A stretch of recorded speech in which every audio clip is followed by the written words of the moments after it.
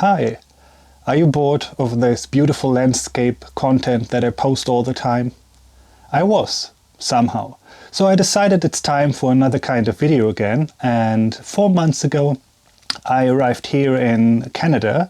So far I had some really nice experience here. It's a beautiful country with stunning landscape and also very friendly people. However, I noticed some differences to my home back in Europe.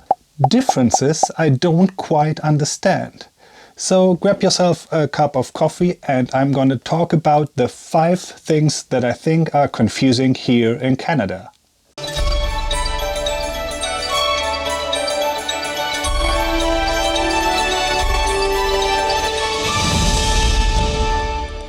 So the first topic is numbers. Yes, you heard me right. Numbers are confusing me here in Canada.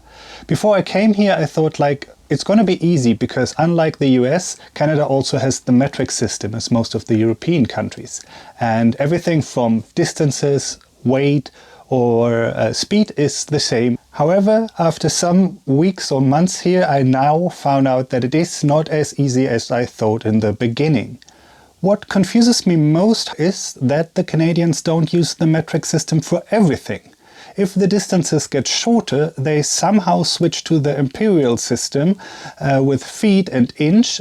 I haven't really figured out where the magical border is when you need to switch. For instance, if you get asked how tall you are here in British Columbia, 180 centimeters or 1 meter 80 is not the correct answer. You need to answer in feet and inch. So in my case it would be 5'11", I think is the right translation. And to add up on this confusion, I lately discovered that some Canadians use the centimeters and millimeters. My theory is that it's perhaps a French-Canadian thing to use or to give your height in centimeters, but I'm not sure yet. And for me as a German, it's very difficult to have no rules at all. I need something for my orientation to not be so confused with all these numbers here. Same goes with weight. Here they use pound and ounce instead of kilogram. When it comes to recipes and cooking, most of the things are measured in cups, which is also very imprecise for my kind of feeling. Instead of milliliters or milligram or gram or whatever, you measure it in cups. And I mean, cups have different sizes and I usually don't know, do they mean the big cup or mug, or do they mean like the smallest one? Counting is also a little bit different here. In Germany, when you have numbers like 1800, you can also say 1800. Everything above 2000 is just 2100, 2200. Here, however, it goes even further. And I hear numbers in the radio when they talk about the COVID cases. In British Columbia, they speak about 8900 cases, which was really confusing because in my mind this number doesn't display immediately. It confuses me a little bit and I think 8900. And yeah, it takes some time until my brain translated into the right number. But I don't complain as a German where we count the right number before the left number. So it's 9 and 8 for 89. So yeah, I better shut up and don't complain about that. So the second thing here is the bathroom or the washroom, how they call it here in Canada. In particular, I want to speak about the shower. If you followed me since a longer time, you knew that I had some issues with the showers here. At least in the beginning, I had to Google how to use a Canadian shower because I had no clue. You can't pull it or push it, you can just turn it. Tried everything here. I now know how to use the shower here in Canada, luckily, but I don't know or I don't understand why the showers are constructed the way they are. I mean, it's one thing to have a fixed shower head in the wall that you can't really move, and when you start showering need to clinch up against the wall not to get hit by either the super cold or the super hot water. The adjustment of the temperature is something that I think about every time I take a shower here. Why it needs to be so complicated.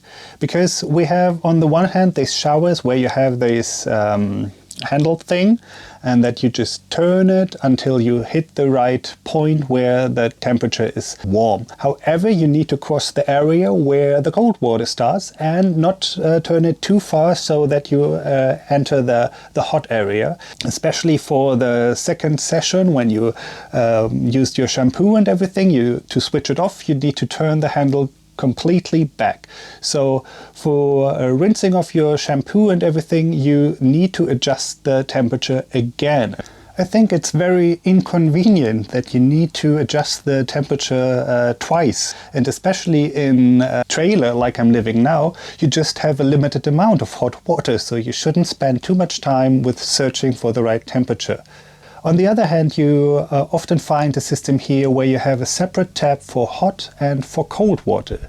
I mean, who just wants to have cold water or just have super hot water? Here is the thing that I know from Germany. It's something where you adjust the temperature once and then you just pull up to let the water flowing and pull down to stop it again. And you don't need to change anything from the temperature. It is set, so to say. And my question is, why is it not here in Canada? Is it just unknown, or is there a kind of advantage I don't see about the Canadian showers? It's pretty confusing and it bothers me every single time I'm taking a shower here. So if you know something about it, then leave me a comment down below so that I can stop bothering about this and go back to reading the shampoo bottle again. But enough from the bathroom. Let's go to the bedroom. I also noticed some differences in the bedroom. I'm speaking about the duvet cover. In first I thought it's perhaps a coincidence, but after I've been to so many different Airbnbs and stayed in 2 different households, I can now confirm that it's kind of common not to use duvet covers and have a different kind of system, where you have like a thin blanket and then you have this thicker blanket, which is not covered in any kind of fabric protection like a duvet cover. So all that separates you from this permanent blanket is this thin layer blanket. And if you move a lot, like me during the night, you usually at some point end up touching this thick blanket that perhaps all of the other people already touched before you. For me, that seems kind of gross, I don't know. And yes, of course, you can wash this kind of blankets, but it's a lot of effort for this huge, heavy, queen-size blankets to wash, so I doubt that it's going to be done every time someone slept in the bed. But from a psychological perspective, I sleep way better when I'm not worrying about touching the blanket that was in contact with the 100 persons that slept in the bed before. So my question again is, duvet covers are not known here in Canada, or why aren't they using them? This place here, I found one of these duvet covers in a cupboard somewhere, and I was so happy that I have something like that. It has so many advantages. You can combine different blankets, like for instance here now it's still a little bit cold in the nights, so I can put like 2 blankets in there. It also brings a lot of advantages when you make your bed. You just need to shake the blanket and the duvet cover and everything is nice and ready for the next night, instead of having different layers that all need to be sorted and the thin layer that needs to be tucked under the mattress. So I don't really see the point. What is the advantage of a multi-layer blanket system here in Canada? Number 4 is recycling. Yes, the German is speaking about recycling, but I don't want to talk about the household garbage. I want to talk about beverage containers. A couple of years ago, Canada also introduced a kind of deposit system for beverage containers. So you need to pay a small amount of money when you buy cans or bottles or whatever, and you get the money back when you bring these bottles empty to a recycling place. Here, however, it works a little bit different, because in Germany you usually bring back the old cans and bottles to the place where you bought them, so the supermarket. There we have this kind of machines where you put it in, and then you get a voucher with the amount of deposit. Here, however, I haven't seen any of these recycling machines in supermarkets. According to my research, it works a little bit different here in Canada. You can't really bring it back to the supermarket. You need to bring it to a special recycling center. And of course, there aren't as many recycling centers as supermarkets. That might also explain why a lot of Canadian households hoard this kind of cans and empty bottles. Because it's not that convenient that you can just bring it back with your next stop at the supermarket. You really need to go to the recycling place, and therefore they collect a lot of cans before it's worth the effort to go to this place. The last topic number 5, is money. To be precise, I want to talk about tax. A lot of things here in Canada seem to be pretty cheap. But the real price often just reveals when you're at the cashier, because on the price tags it's the net price without the tax, and the tax is added at the end. And I don't understand why it is like that. I mean, what kind of advantage is it? It's very intransparent and confusing for me as a customer that I don't know what I need to pay in the end. It's even more complicated when you go to the supermarket, because this value-added tax is not placed on all the items, so that you can generally just add 15% or whatever to the amount that you saw on the price tag. Some products don't have tax, like food and everything, but some processed foods have tax.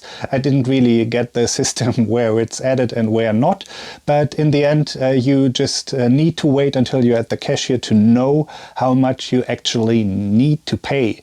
And for me that resulted in having a bunch of coins. It's really getting more and more and more, because I always not know how much I need to pay, and if I want to get rid of my coins I try to calculate in advance how much I need to pay, but then it turns out no, that it's not. It's either less or a little bit more.